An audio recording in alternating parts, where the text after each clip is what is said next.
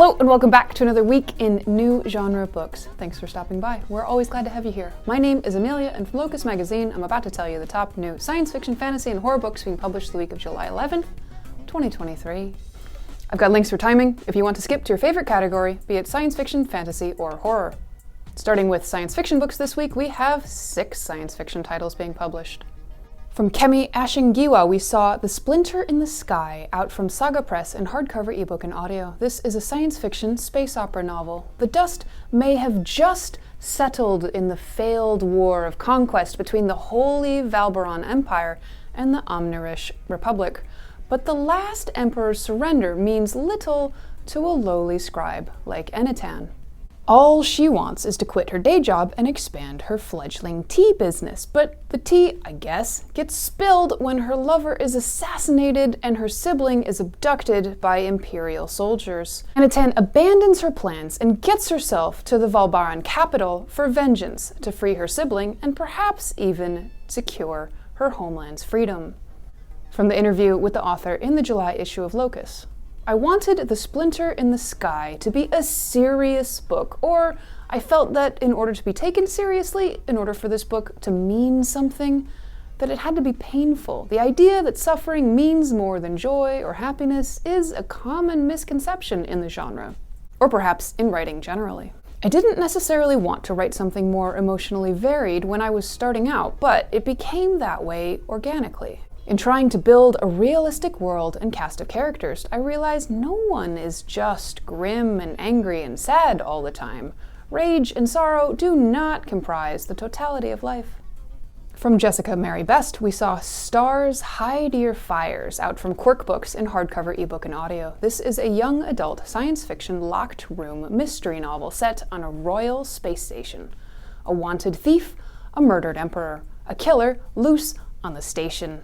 On Blossom, we saw The Last Football Player, self-published in ebook. This is a young adult, near-future science fiction novel about teens using robots and AI to try to save football after it is banned for causing injuries and violence.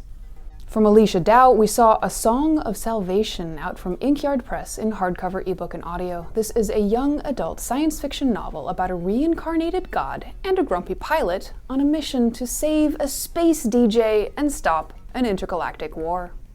From Kara McDowell, we saw The Prince and the Apocalypse, out from Wednesday Books in hardcover, trade paperback, ebook, and audio. This is a young adult, near-future science fiction novel.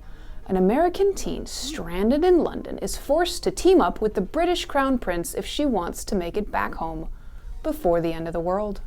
From Chris McKinney, we saw Eventide Water City, out from Soho Crime in hardcover, ebook, and audio. This is a science fiction noir mystery novel set in 2150, the second book in the Water City trilogy. The nameless detective who tracked down Akira's killer has become a stay-at-home father in the 8 years since, but then someone who is thought to be dead returns and is looking for revenge. Next up, horror, we have 3 titles in horror this week. From John Milas, we saw The Militia House, out from Holt in hardcover, ebook, and audio. This is a contemporary gothic horror novel about soldiers in Afghanistan in 2020 who decide to explore an abandoned Soviet barracks rumored to be haunted. From Catherine Cavendish, we saw The After Death of Carolyn Rand, out from Flame Tree Press US in hardcover, trade paperback, and ebook. This is a haunted house horror novel.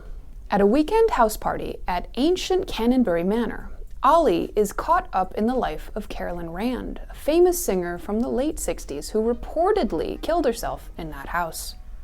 She soon learns that a sinister cabal controls the building, and she's got a role in Carolyn Rand's story, which she learns when she hears the words, "Welcome to the Columbine, Miss Sinclair. You are expected."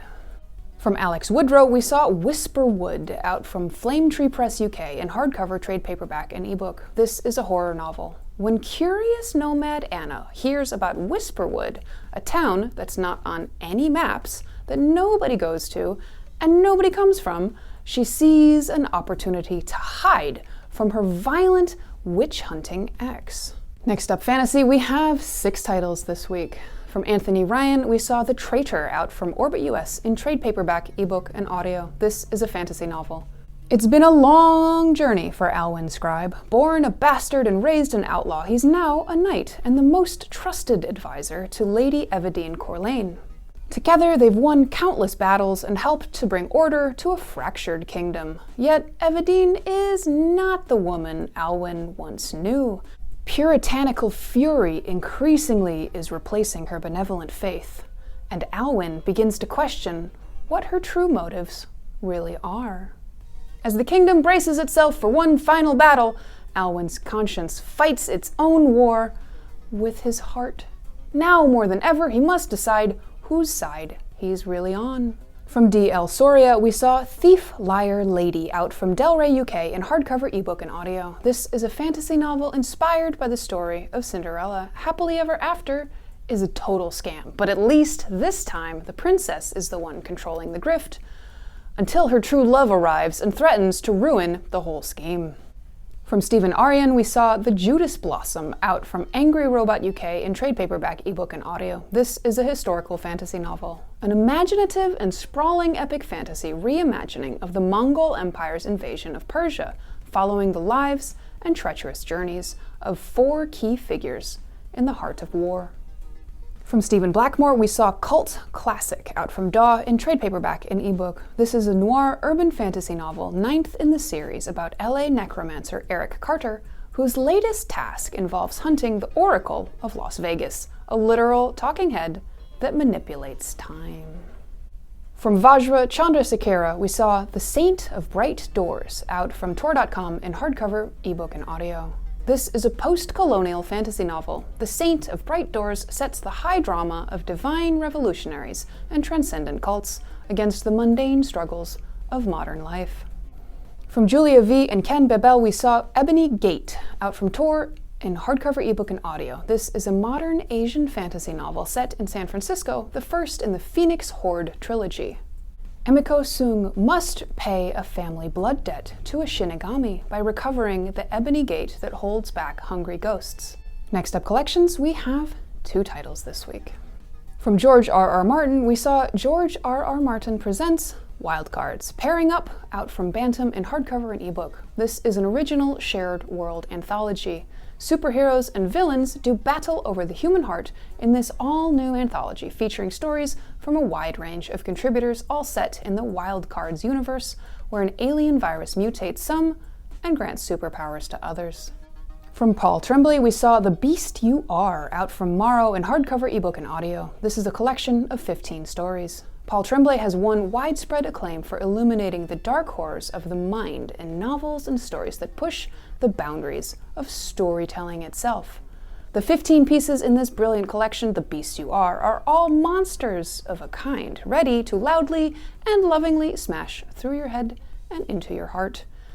Speaking of smashing, please smash that button if you got something out of this video. We enjoy doing this regular booktube feature, and it helps us a lot, like a lot, if you just hit all of the buttons and tell your bookish friends. That wraps up this week. Thanks for spending some time with us. At Locus, we want to tell you everything relevant that's happening in the science fiction, fantasy, horror publishing space. We appreciate your eyes and ears and your likes and subscribes. The magazine and YouTube channel are a labor of love. We are at Locus Mag or at Locus Magazine on most platforms. You can read more about the science fiction, fantasy, and horror field over at www.locusmag.com or support us on our Patreon. We are a 501c3 nonprofit. Come back and see us again soon, and we'll be here next week with more new books.